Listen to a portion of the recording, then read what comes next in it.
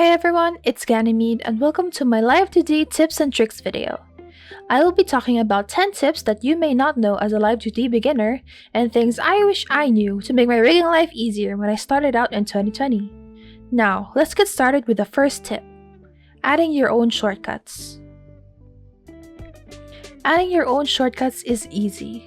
It sure made my rigging process so much smoother when I assigned a shortcut for creating warp and rotation deformers. All you have to do is go into your keyboard shortcuts and add any shortcuts you want. You can also remap some of the key bindings to your personal preferences. I personally bound my deformer creations into Ctrl-Alt-D for warp deformers and Ctrl-Alt-R for rotation deformers. Mesh Autoconnect. Mesh Autoconnect is a super useful tool when done correctly.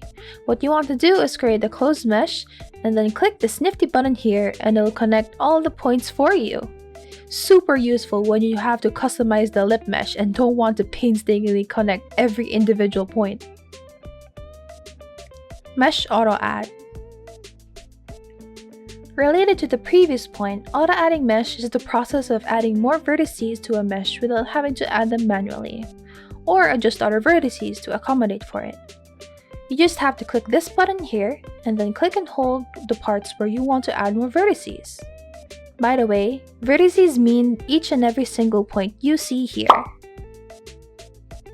Copy and pasting shapes. This one threw me off guard when I first found out about it.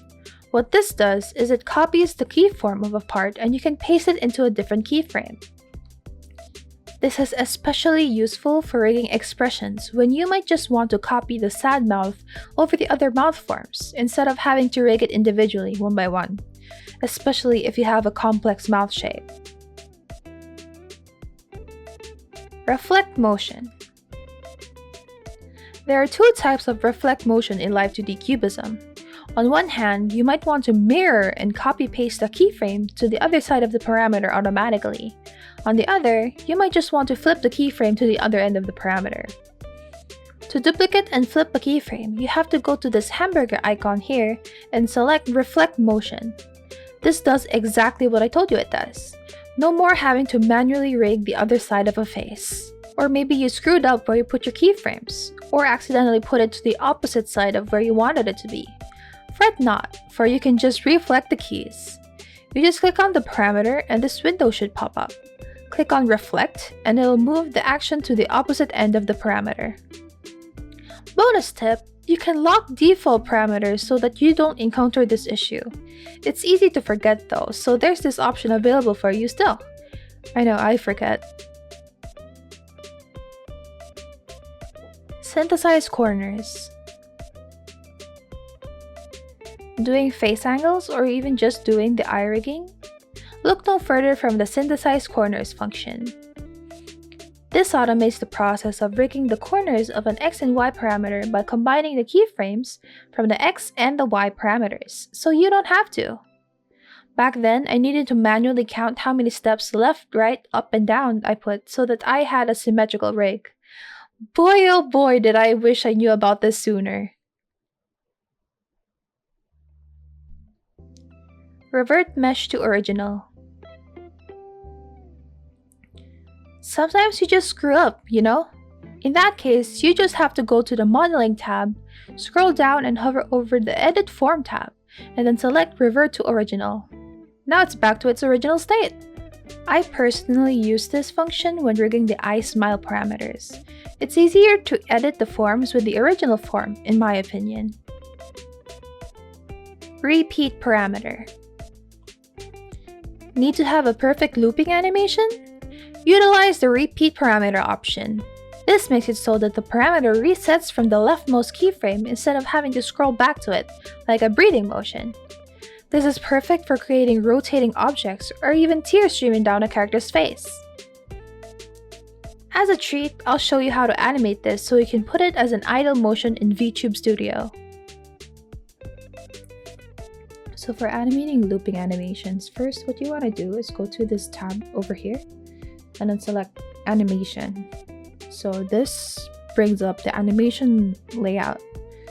So what you want to do is drag this file over here to the animation file and select literally anything you want. I would usually go for SDK Unity for animations, but I don't think it really matters, honestly, if you ask me, but I might be wrong. So there might be some other tutorials out there that would better explain this. This is just how I do it. So you're gonna see your model in the middle of the file. What you want to do first is to obviously drag your model onto where you can actually see what you're doing. So this is where we animate. This is the duration of the work area. So you can only animate within this work area. Although you can extend this to your liking. You can extend that. Make sure to edit this blue thing here so it extends. And then this is where the model is animated. So what you want to do is you extend this, and then extend Live2D parameters, and then go to where you want to animate the thing. So in this case, I want to animate the tears streaming. So what I want to do first is I show the tears, so that in that case I could actually see it. And then I go to where I rigged the tears streaming. So here it is.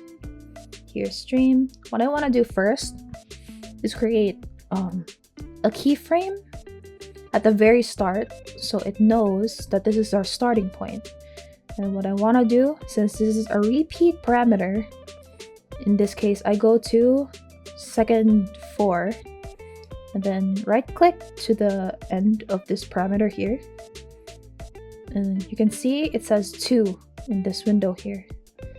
So what that does, let me actually just scroll this down to 4 seconds. What that does, it animates it for the entirety of the 4 seconds to whatever you set the parameter to. So in this case, it's pretty slow, but that's because it's animated for 4 seconds in the base animation. What you can do is go to the last keyframe here. You set this to how many times you want the animation to play.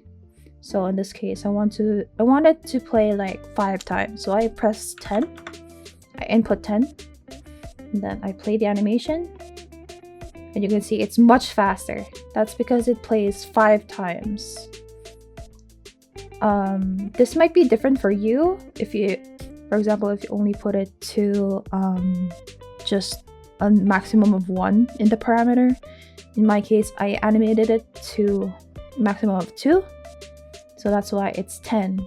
In the case that it's just 1 maximum, you're gonna have to put 5 in the parameter box here. So you animate it 5 times. But this case, it's 2 maximum, so maximum is 10. I actually want to make it slower, so let's just put it to 6. And let's test it out. And yeah, it animates like that. It's a looping animation. So what you want to do next is put this, minimize all this. Then what you want to do is for the toggle, I want to delete this. And for parts invisibility, not parts invisibility. For placement and transparency, I want to get rid of this so that it doesn't get keyed into the animation itself. So it doesn't mess up the animation when it's in Live2D. Sorry, not Live2D. So it's not messed up in VTube Studio. So what you want to do is go here, animate, export for runtime, and then export motion file. So you can mess with all of these here. I would keep it just within the keyed parameters. So export this, export it wherever you want. I'll put this as tears. then it'll open this window here.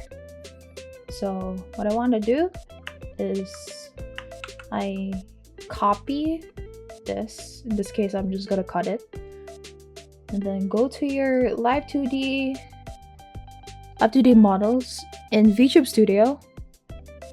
Then go to your model folder, paste that there, and then open up VTube Studio. What you want to do is select the model that you have inputted the file into. In this case, it's this model. And then go to settings, go to idle animation, and then select the animation that we just made. So that what that would do is, if I make it so that the tears are appearing, it will animate it directly. So the reason why I have a separate tears function for the toggle and the tears streaming is so that the tears streaming will still be working even though the tears aren't like visible.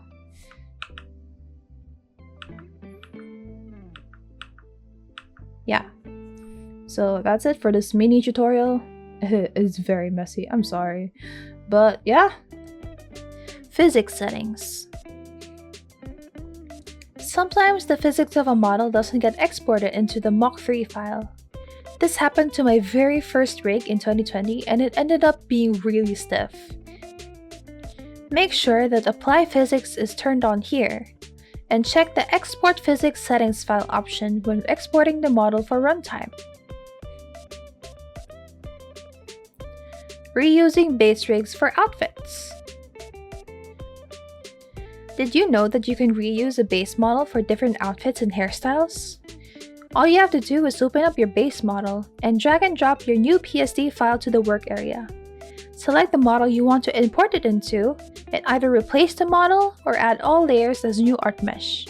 You're gonna have to rig all the different parts again, but hey, it'll save you a bit more time in editing the face X and Y movements, as well as keep things consistent between outfits. I would refrain from doing this for commissions unless you are being asked to create a new outfit, hairstyle, or toggle from a pre-existing model. Make sure that you are either the one who created the original model or the client has gotten explicit permission from the previous rigger to alter their work.